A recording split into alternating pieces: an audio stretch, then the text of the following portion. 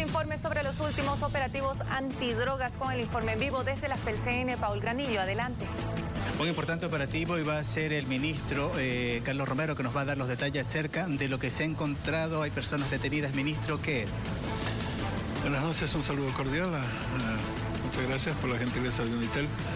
Queremos informar a la opinión pública, al pueblo boliviano, que 3 operativos importantes se han desarrollado en las últimas horas por parte de la policía en la lucha contra el narcotráfico a través de la FELCN.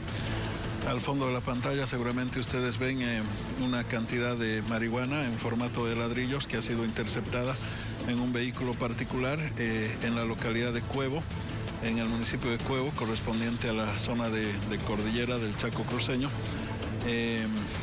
Esta droga estaba siendo trasladada por 2 sujetos que han sido aprehendidos. La movilidad también ha sido secuestrada, son 441 gramos de marihuana.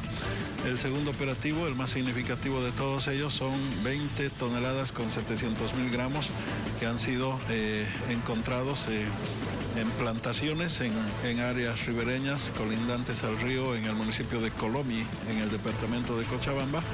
Estamos investigando a quienes corresponde la autoría de estas plantaciones. La droga ha sido incinerada, pero se trata de una cantidad muy significativa.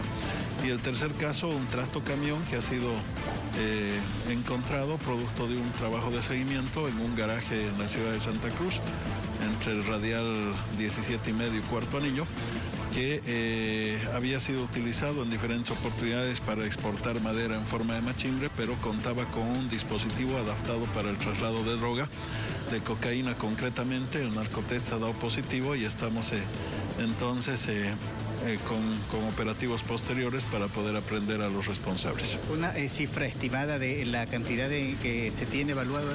Cerca de $900.000 es lo que se ha podido afectar entre la cantidad de droga secuestrada y los vehículos que han sido secuestrados también. Muy bien, ese es el informe y los detalles que daba el ministro de Gobierno.